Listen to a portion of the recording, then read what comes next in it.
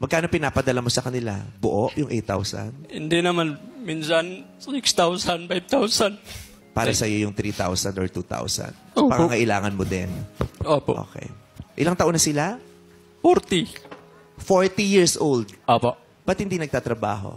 May sakit ba sila? Or Wala lang, mga nag-asawa ng mga magay. hanggang kailan mo balak ipagpatuloy ito?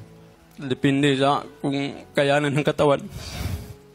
Napanood ko tong interview ni Meme Vice sa isang kanyang contestant. Si tatay, no, na talagang tumutulong sa kanyang mga kamag-anak at ano ba talagang buong kwento nito. Okay? Panoorin natin to. Ilang taon na sila? 40. 40 years old. Opo. Ba't hindi nagtatrabaho? May sakit ba sila?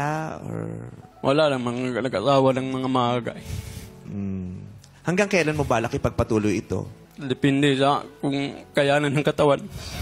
May anak na yung 40 years old na tinutulungan mo, Meron lang. pero walang trabaho. Wala.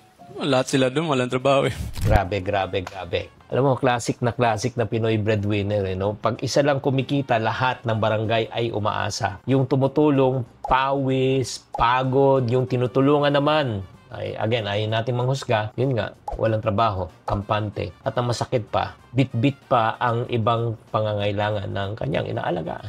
Watch the full video at Chinky Tan's YouTube channel. Subscribe now.